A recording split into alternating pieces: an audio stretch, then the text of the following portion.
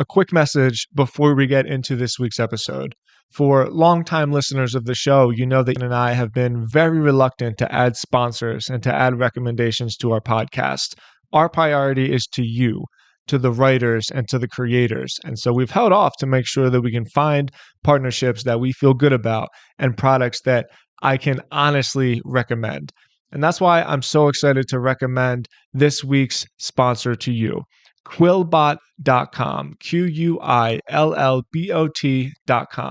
This is a tool that I am personally using to build a newsletter that I haven't announced yet, but it's been hugely beneficial for me. So Quillbot is a paraphrasing tool. And the way that I'm using it is I'm scrubbing long form articles that are very, very in depth with information that I know my audience will really value and appreciate. And I copy that content and I paste it into Quillbot. And Quillbot paraphrases all of the text into a couple sentences, sometimes a couple paragraphs, to really shorten and pack in the information, which allows me to better piece this information into a curated newsletter that I am sending out weekly.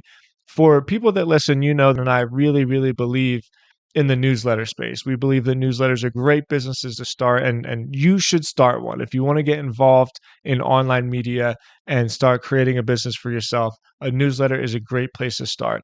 And this tool, Quillbot, has been so beneficial for me in building this curated newsletter that I'm working on. It makes it so that I can jam pack a lot of information into not a lot of space. And it really, really has helped me format my newsletter and provide the information to my readers in a way that I know they enjoy, in a way that I know they can quickly digest, in a way that I feel really proud about.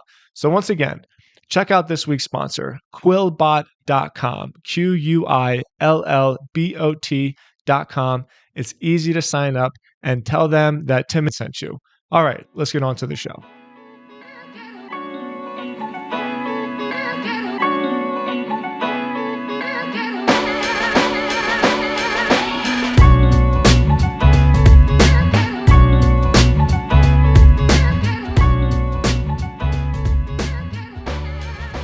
Well, we're live. Hey, Lara, what's up? Thank you for coming on. Thank you for inviting me. I'm so excited. Yeah, likewise. You and I have developed a cool friendship. I've been following your journey. I'm a huge fan of what you're doing. And we're going to start this podcast in a different place because I just learned something really, really interesting about you before we started hitting record. So you've built a huge following on LinkedIn, and we were joking around about like how cool and popular you are. And I asked if anybody had ever stopped you on the street and recognized you. And you said, yeah. And then all nonchalantly, you said, yeah, but I'm used to it because I used to be a fitness influencer. You and I joke a lot about fitness. I know that you love powerlifting, and I think that's super cool.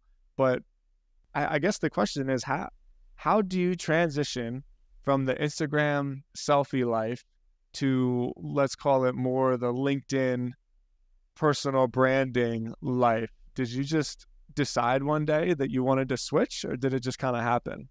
No, it just kind of, I stumbled onto LinkedIn, and I'll talk to you about it in a minute. But the way it happened was completely by accident.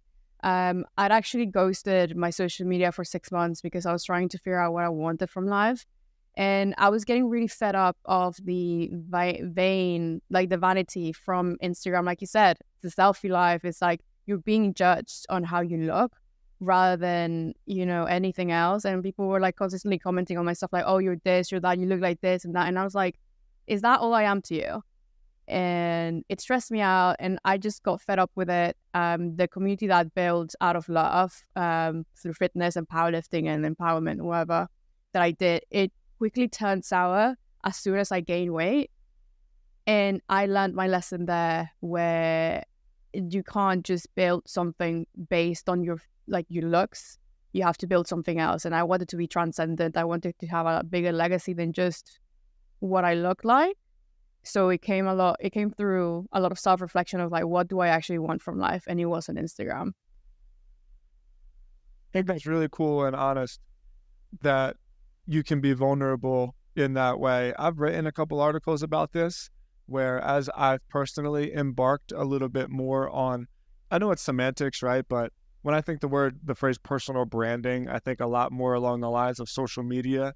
Whereas what I've done over the last 10 years, more like content marketing, I think websites and articles and newsletters and blogs, I know that it's all kind of the same thing, but in my head, I have them in like little different categories. And I've written a few times about Instagram and about pictures and the dangers of traveling down that path where you're known for a specific thing that it's impossible to keep that forever. You know, like when I've gone on cuts with my own fitness and, you know, maybe really, really trained for a particular thing, like your body, it's impossible to stay the same. And you get to this place and you think like, oh, I've done it now. But you can't stay that way. Like it is actually impossible. And so for that reason, I purposefully made the decision, and this is weird for me to say. I didn't expect this conversation to go this way just because I'm a guy, right? I'm a man, and like people don't think of it in the same way for men and women. But I purposely decided that I was no longer going to share like photos of myself on Instagram and photos of my fitness and even like pictures of just me and my family because of the comments. I keep it strictly business on that sounded funny. I keep it strictly business on those kind of platforms. So to transition that a little bit more to like a productive question, do you enjoy this style of your social media and this style of your business a lot more? Because you seem on the outside like you're having a really good time, like you're really happy. I love it. Like it's given me in LinkedIn has given me purpose. On Instagram, I was consistently having body dysmorphia and being stuck to how people view me and how I perceived myself because of how like Instagram works and TikTok works, etc. And on LinkedIn, I got to choose who I wanted to become. And then I created a person that was intelligent, that was outgoing, that was like very knowledgeable and things, which I always was.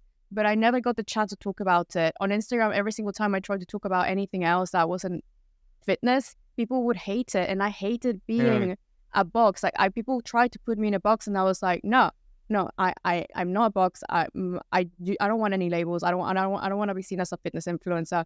I want to be seen as Lara, whatever multifaceted being I am and what I choose to be that day. I want to be that. And it's just LinkedIn has given me the opportunity to recreate that. And now I built this like big brand on that where I can choose what I want to be at any given day. And people like that. And I get to connect with people in a very different way. The community on that is incredible. As you know, it's all about networking on that. And people have true intentions. They want to learn. And I'm so ready to teach. And I'm also learning. So it's been amazing. And I'm having the best time. I get to meet you and Charles Miller and everyone else. That's so cool. I really mean it. I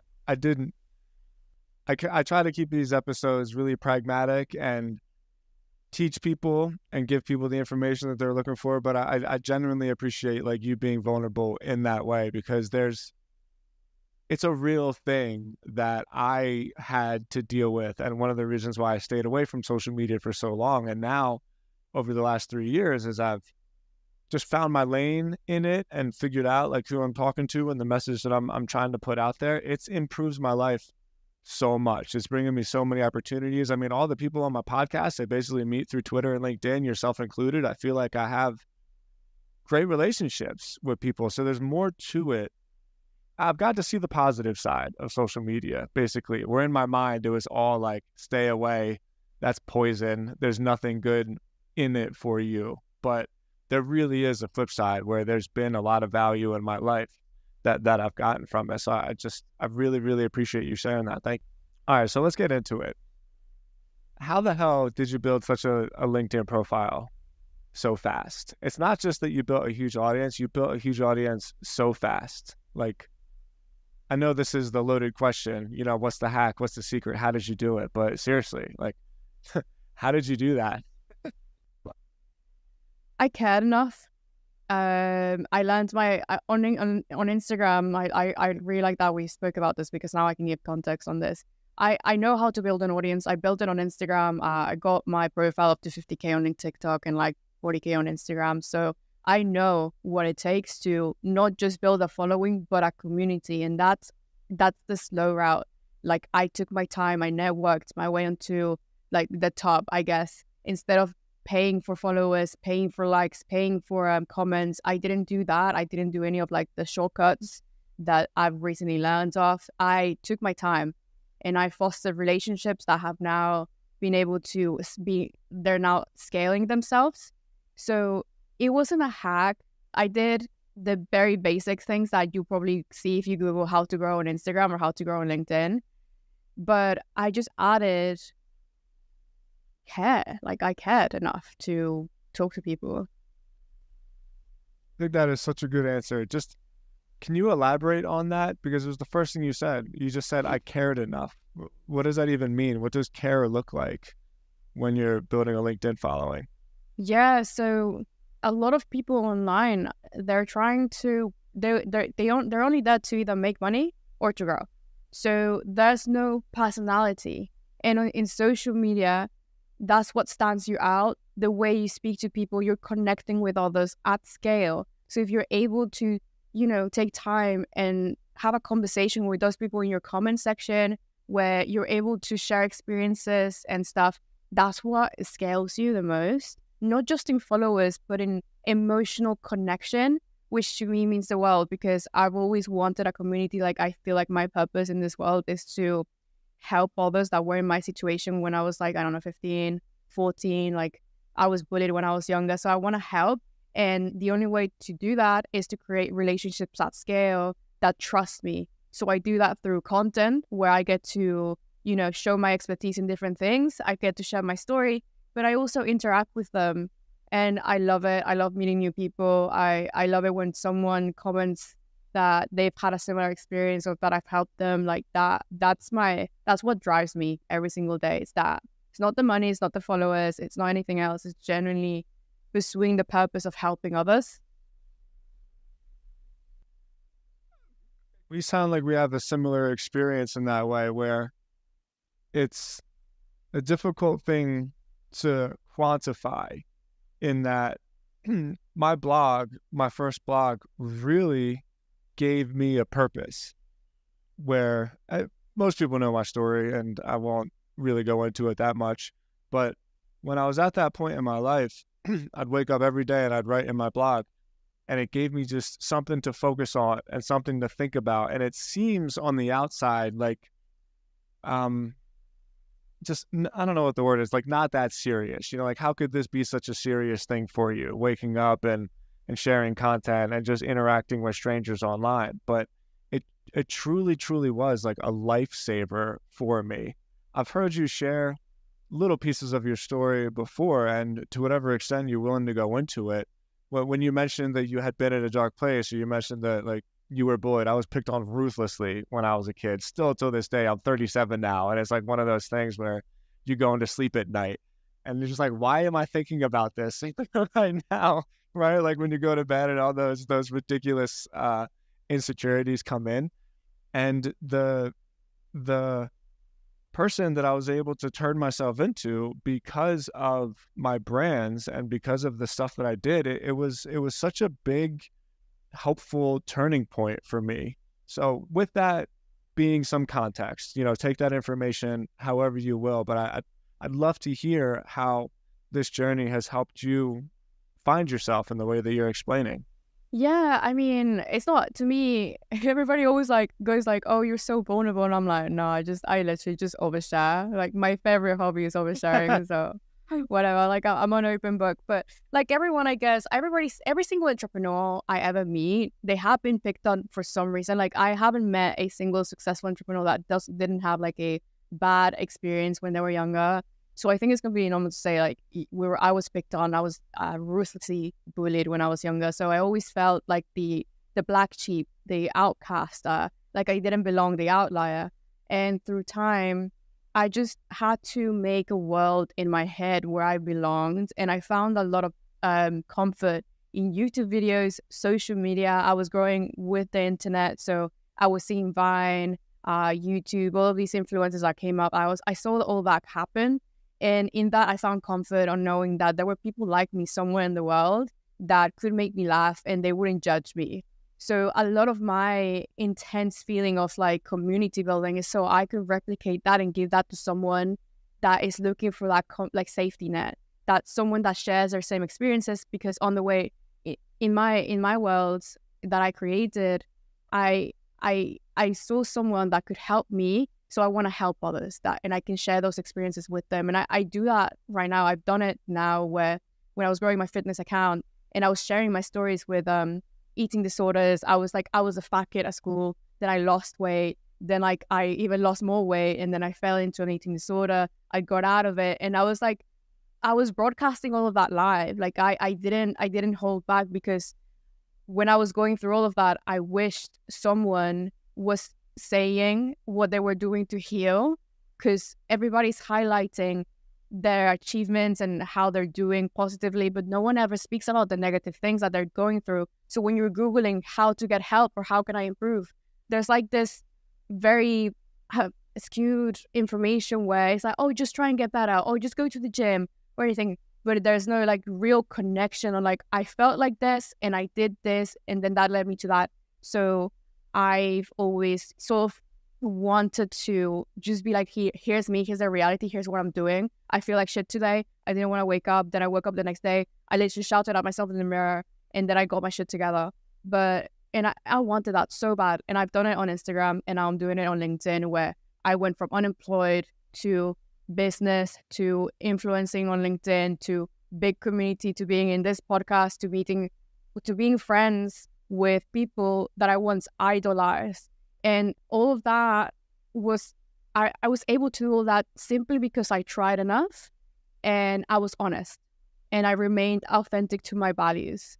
And I don't think there's enough representation of that. So I want to be that for people. I agree so much with what you're saying. When people talk to me inside the Copy Blogger Academy and they say, how do I come up with a content strategy? Of course, there's tactics you can deploy and there's research you can do. But the answer that I've actually come up with, and this is a little bit off topic, but people that are in like 12-step recovery circles, one of the things that you do is you just share your experience. You just say, this is my experience. And if you can relate to me, great. If not, then there's somebody else that you can relate to.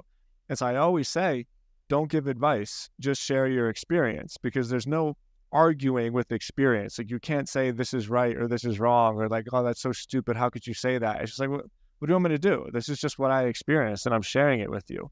And so my content strategy has always been, don't give advice, share experience. And there's sometimes where I think maybe I go in too hard with that, because it's like, am I like leveraging vulnerability just to try to build a following, and I do think there is a balance there, but inside my heart and inside like myself, I really, really know that what I'm sharing is just a piece of myself, and I think people relate to it.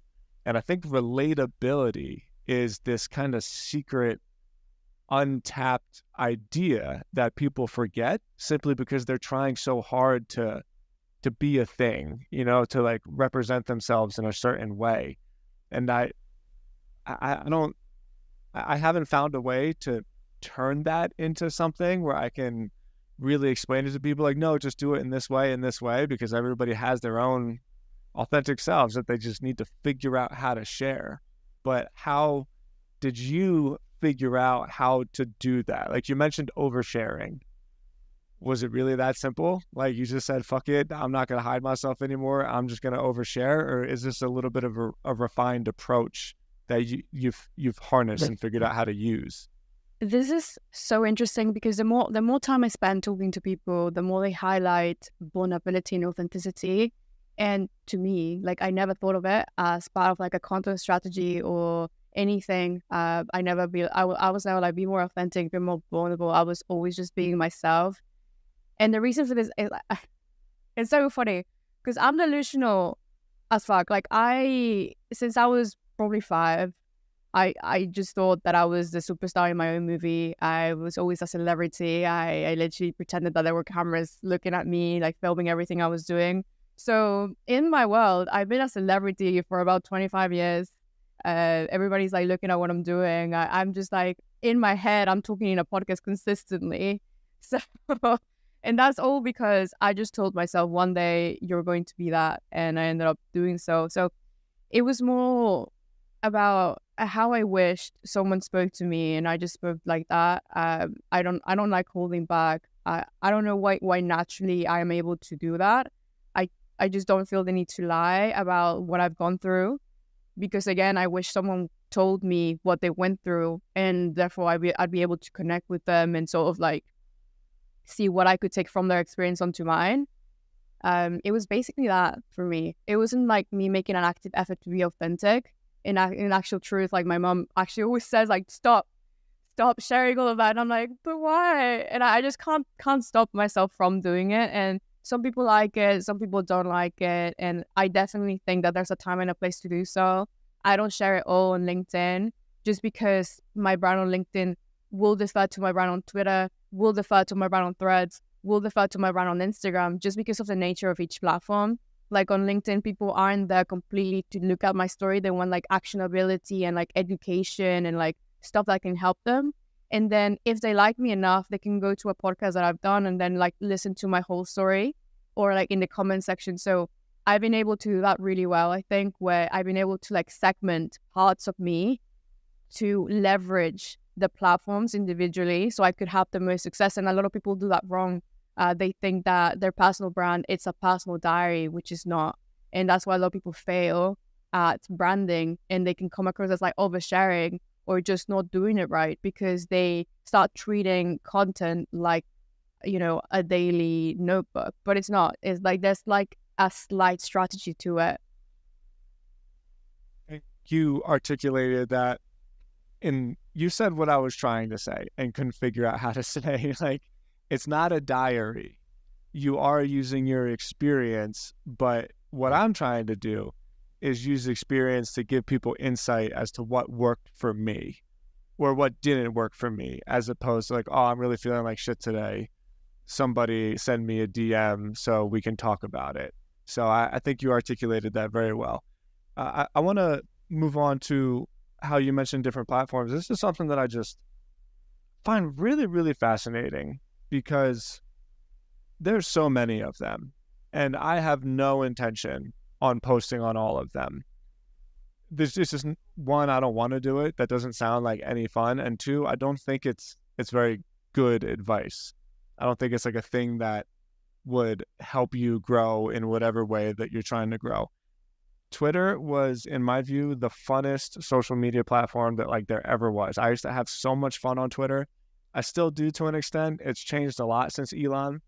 And I think in a lot of ways, the recent rise over the last 2 years of LinkedIn has been from people going from Twitter to LinkedIn. Have you seen that trend? Yeah, I didn't know that Charles started on Twitter until like I like looked into him and like a bunch of other creators. I think Twitter has its advantage at having really good writers just simply because of the character limit. Like writers had to learn how to write concisely and communicate effectively through just like necessity of it in the word count. And I love it. But I started on LinkedIn and I didn't know that Twitter had copywriters. I didn't know what money Twitter was until like very recently. So for me, I like started like the opposite route, which is fun because now I enter the Twitter space and I'm like, oh, right, okay, I know nothing. Like I know nothing compared to all of these people. Yeah, but do you think, well, how do I pivot this question a little bit more? If you had to start all over again, you say you know nothing, you know a little bit, and you saw Twitter for what it is, you see LinkedIn for what it is, would you still make the same decision? Do you still think LinkedIn's the better spot to be? Yeah, 100%. Twitter's weird, and engaging from the few times the few months I've been on Twitter, it's hard to grow. It's hard to grow at the speed that you can grow on LinkedIn. And I say this to all the people on Twitter. If you have average content on Twitter, it will perform really well on LinkedIn, just simply because of like the disparity of information we have. like on LinkedIn, no one knows that there's like a morning Twitter, and no one knows about all these hooks that you guys have been using for a while. Like when I joined Twitter, I saw the hooks that I thought like Charles Miller and like Matt Buck and other people had like coined. And I was like, my life is a scam. I saw them every single day and I was like, wait, what? So it's a massive advantage when it comes to writing ability and just simply being able to talk about a variety of things well. I would definitely go to do LinkedIn to start though. I would as well. It took me years to get to 30 something thousand followers on Twitter. And it took me about a year to surpass that on LinkedIn. It's so much easier to grow, and not just grow. And the engagement isn't necessarily the word either. It's like legitimate, curious people on LinkedIn that are checking me out. They're not just engaging to get a comment on my thread or, hope that I see them. I've felt it's a much more different feeling when I'm over there. Well, why do you think that is? I think about that a lot. Like, why is it that when people are on LinkedIn, they're so much more willing to get in the action, basically, to network and meet people and send authentic DMs that aren't, well, some of the DMs in LinkedIn are definitely spam for sure, but much less than on Twitter. How do they do that? Like, how did the culture get that way? Do you have any insight there? Yeah, I have. I see that a lot, and I get asked that a lot, and it's weird. Simply just the nature of LinkedIn is like a community-driven nature platform. It's a networking platform in essence. So what do you do on LinkedIn? You network naturally. So therefore, you try to nurture those natural connections. And on Twitter, it isn't like that. I don't know what Twitter was designed to be. Wasn't it like meant to be a dating site at first, and then it like pivoted? I think I heard that the other day. But it's just the different cultures, and I love LinkedIn simply because of that. Like people are way more willing to learn from others and actually have a true connection rather than be so, transactional is the word. Transactional is what I think of Twitter, where it's like, oh, follow for follow, or like, oh, I liked your comment. I follow you. Can you follow me back? Or how can I get you to retweet my stuff? Like it's very different.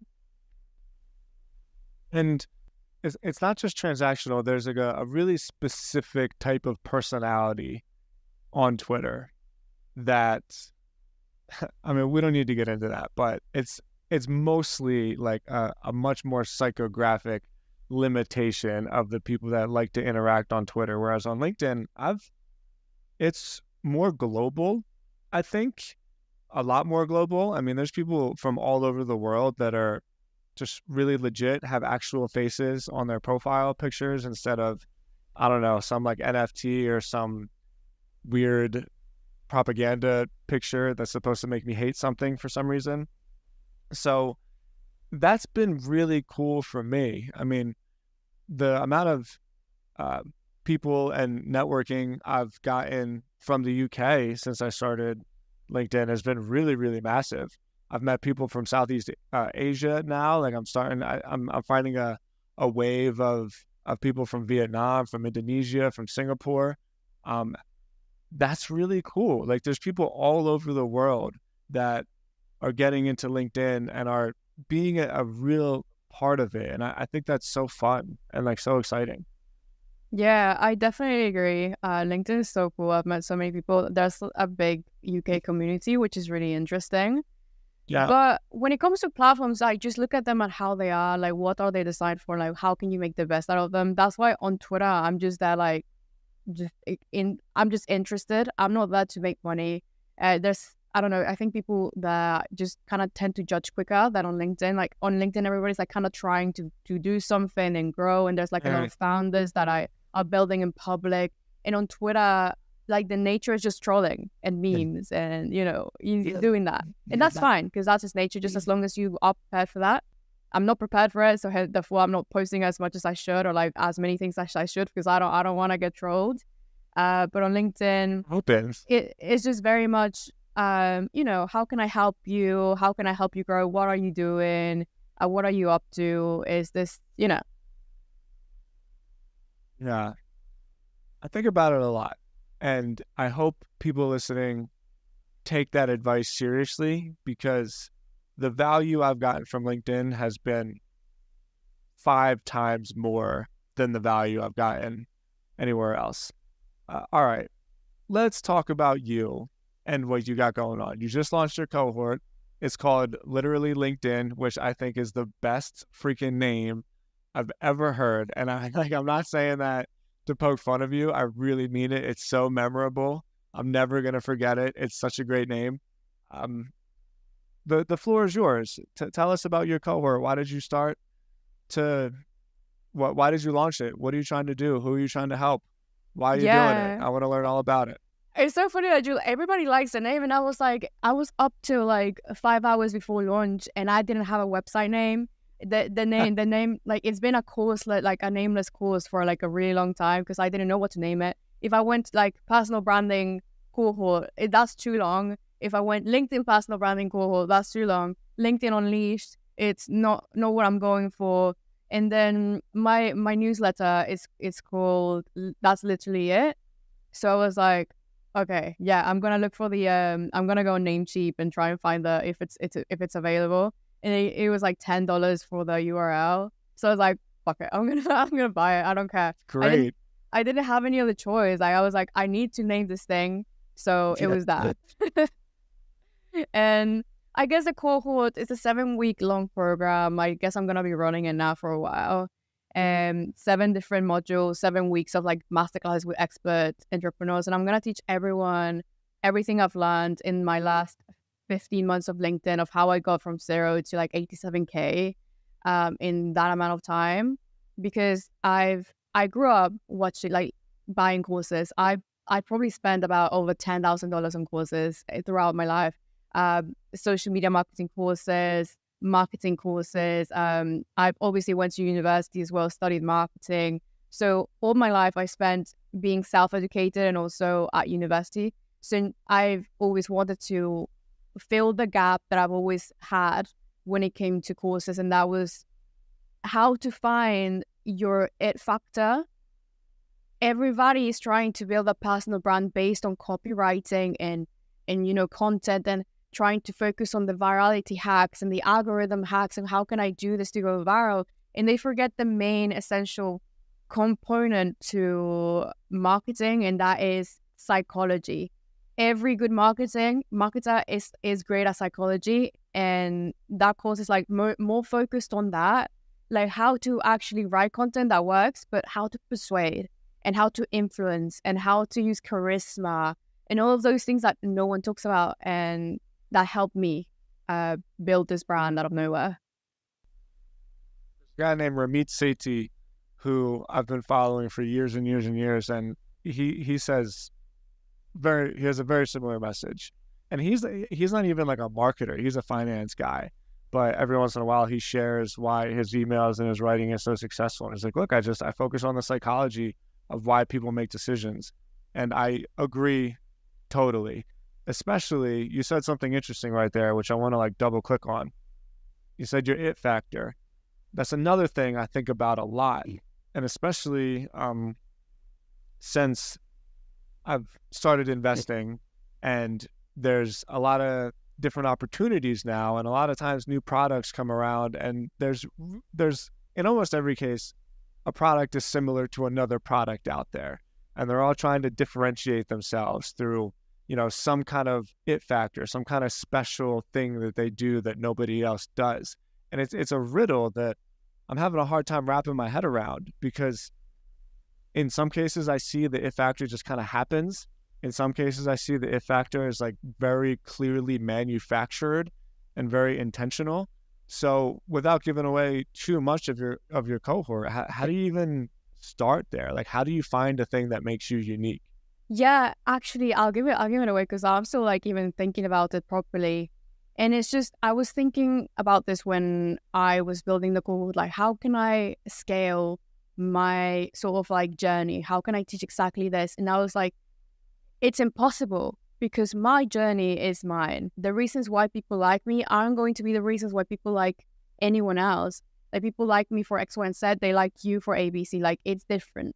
So how can I get people to find that thing that will exponentially grow them as a personal brand, not just as a creator, not just as a marketer, just as a person, because a personal brand is all about reputation and being liked and your influence and everything else. It's not just about content. So how do I help people find that? And so in some of the modules, we're going to go through the transformation of finding what makes them them. So really having a lot of self-awareness as to what makes them them, what do your friends know you for, what do you like about yourself, and how can you use that to your advantage, find your unfair advantage in life. We all have one.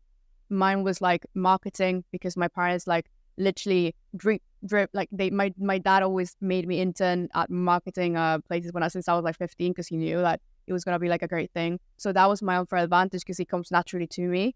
So what is other people's? So we're going to go through that and teach them everything else about LinkedIn and copywriting. But yeah. Yeah, but finding your unfair advantage, that's a really, really good way to put it. It's a asymmetric advantage that you have that other people can't replicate. Oh, wow, hold on. Let me just process that for a second, because it's so hard. When the first 10 years, I was an SEO, and SEO is very technical, and you're not sharing personal stuff all of that much. You're writing to solve problems, basically. You're answering specific questions. And because of that, I trained my mind to be pretty analytical and pretty just ROI driven. I did this to achieve this for this particular reason. And one of the things that I've been experiencing over the last 3 years is untraining myself in some of that, because you can't, I guess you can, but it's very difficult to manufacture and analyze a really, really specific unfair advantage. And so for me, I've just been, like we talked about before, sharing pieces of myself and seeing what gravitates towards people. Because you mentioned a word which I've actually been talking about a lot in my newsletter, and that's reputation. It's your reputation. Your brand is nothing but your reputation. Your personal brand is nothing but what do people think of when they think of you. And so in a way, I've been creating this, but I've also been just allowing it to happen. And it's been sort of a discovery process in the same way, because I'm learning these things about myself too. Oh wow, I never really knew that about myself. But the point I'm getting at is I do think you're right, where your unfair advantage has to be your reputation, because it's the only thing that somebody else can't steal from you at some point, or can't make better, or can't one up on your tech stack. So your brand is your reputation. And I think it's important to go into it with that in mind. Yeah, I see that's why a lot of people fail at personal branding and just building an audience and everything, because they forget that every single post that they make contributes towards their online reputation, their online persona. Every single comment that you make, it adds to that thing. And I'm seeing it at scale now with my own comments, where I just crack jokes on LinkedIn and I just leave them, and then people oh yeah, she's really funny, and I'm how did you know that? And they're because we see your comment, and I'm you're seeing that. So sometimes it's there's a strategy behind it, sometimes there's not. It's just being able to understand how it works. So yeah, for me it's that's what personal branding is, and then what I wish someone sort of told me at the start. It's all of these things. It's not just marketing. It's just not a viral post. It's everything else in between. It's the culmination of who you are. Yeah. So is this your thing now? We mentioned before, you're really, really comfortable in this space. It's great seeing you thrive. Is this your lane? Have you found your shit and you're sticking with it? I don't know. I speak to my friends and they're you still don't know. They still don't know what your thing is. I'm just enjoying what it is right now. LinkedIn, I love it. Changed my life. Personal branding, I love it. It's changing lives. It's changed mine. And I think people should know how to build their selves back up, and that's through personal branding. I think social media gives everyone a second chance to become the person they want to be. And it's giving me the chance to rebrand myself and create the persona that I guess like my younger self would have liked me to become. So it's just giving that opportunity to others and helping them understand that, hey, you have the chance to recreate yourself at any given moment. It's just up to you how to do it. Here are the tools. Here's how I did it, and here's how you can do it. Now, let me ask a little bit of a side question. This came up when I was talking to Charles, actually, because one of the things that happened to me when I was building my reputation is that what I thought I was doing it for, it worked because my goal was to sell Copyblogger Academy. Like I wanted to join people into my membership program, and that was the technical goal. But what actually happened is that most of the value that I got from it came in ways that I didn't even know were possible. Just opportunities came to me, new companies that I could invest in came to me. Have you gotten opportunities through your personal brand that you just never saw coming? You know, like, do you have any specific examples of that? Only a few, yeah. Only a few. You No. know? Oh, yeah. I don't want to know. I've gotten opportunities of a lifetime, starting with the fact that I get paid to write for people that are coaching me. Literally, I get paid for someone to coach me on their business, and I write for it. Like, how insane is that? Like, I work with some incredible founders and CEOs of like these really cool companies, and they just sit down for an hour, like at least twice a month, and they tell me about themselves. That is the biggest opportunity right now for me. I've been able to be featured on Forbes, which was a lifetime opportunity. 3 years ago, I wrote that in my diary. I was like, "Dear diary, I want to be featured in Forbes," and then it manifested into itself. And that wouldn't. I just don't know. I still don't know how it happened. It's still surreal to me. I check it every day to see if it's still there. Yeah, it's insane. On the internet is crazy. And I'm like I said before, I'm able to be friends with people that I once idolized, and they're now my friends. Like Charles Miller, when I started my LinkedIn journey, like he was one of the influencers, like creators that I looked up to, and then all of a sudden one day he mentioned me on a list on his post, and I was so happy. I was like, it was like 10 months ago. I have the post saved. I recently looked at it, and I was like, that's so cool. Yeah, like Charles Miller like noticed me, and now like we're friends, and like I speak to him sometimes, and it's just insane. And I have similar opportunities every day. Like I love it. The internet is magical. I swear. Like internet money, internet connections, internet friends, all of it, insane. Yeah, it's a fun playground. I really agree. Sometimes people tell me that I work too much. I probably do. It's just because I'm Scottish and I don't know what else to do with my life other than like continuously beat myself into the ground, right? But I always tell people like this does not feel like work. Like I am playing all day and I'm just playing around, having a great time, building things, inventing things, creating things, meeting new people, learning things. So I share your enthusiasm and your gratitude. You have a lot of gratitude in the way that you talk about it, and I share that gratitude as well. Yeah. I don't know why. I think that I've been in such dark places in my life that knowing how it feels to not wake up and see things as gray is a blessing. If anyone that's like, if you've been through depression, you know how it feels to have it, and every day is literally gray. Like I think there's like a science behind that where everything you see is like bloom. Like I don't know how to explain it. And the day I woke up and that wasn't there is a blessing. So my excitement for life just comes from knowing what it looks like on the other side. And I'm never taking this for granted. So every day is like an opportunity for me to be happy and like share that and appreciate. And also it's like an homage to my parents that like literally saw me through all of this, and my friends who like literally dragged me out of it. And I'm like, I'm happy. I cannot be happy. So yeah, and it's great. Do you not think? It's just like life is happier when you're trying to be happy. Yeah. Oh my gosh. What a good, simple, but important way to put it. Like, you can try to be happy. Like, it's a thing that you can actually do and say like, hey, I want to do this, as opposed to like, oh, I'm just not happy and I can't figure out why. I won't go too much into it. I think I personally don't strive for happiness. I try to enjoy the down days, or appreciate the down days as much as I enjoy the good days. I just think happiness is like up and down, but for me, it's contentness.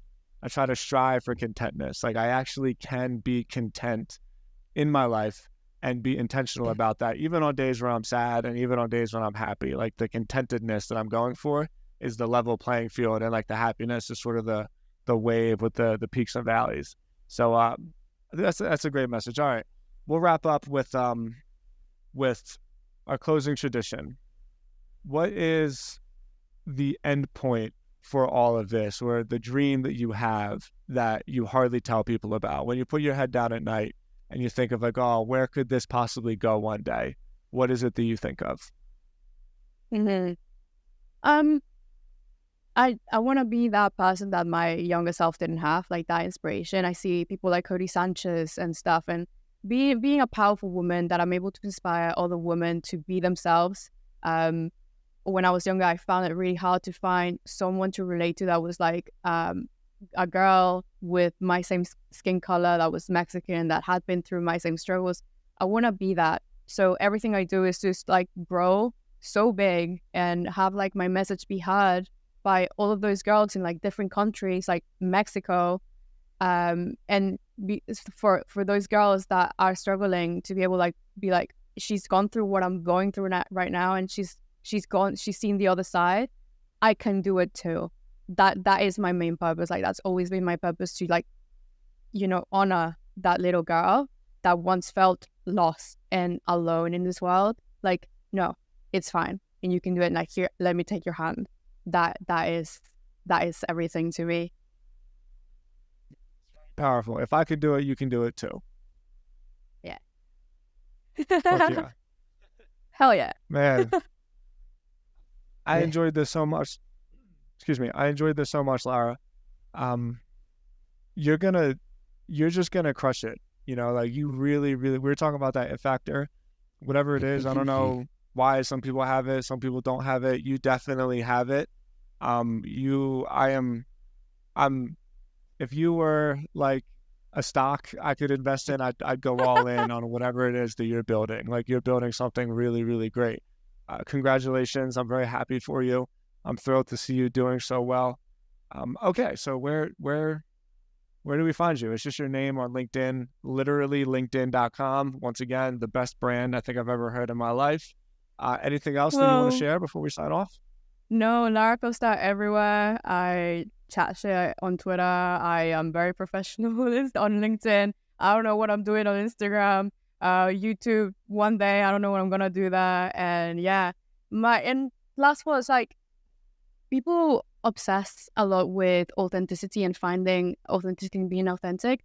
I actually just want to tell people to just try and be themselves and find purpose, because that's what's got me as like in this podcast, like knowing what my purpose is. Try and find it. And if you're struggling with anything in marketing or yourself, try and find your purpose. Amazing. Thank you again for being on the show. All of those links can be found in the show notes of the podcast. Go to copybloggerpod.com for the show notes. Sign up for the newsletter as well. On the newsletter, we put together just written text of the sound bites. So if you don't have time to listen to the whole episode, you can get some of the best pieces in just real written form. So copybloggerpod.com, you'll get all of that. Lara, really appreciate it. Thank you so much. Thank you for having me. Yeah.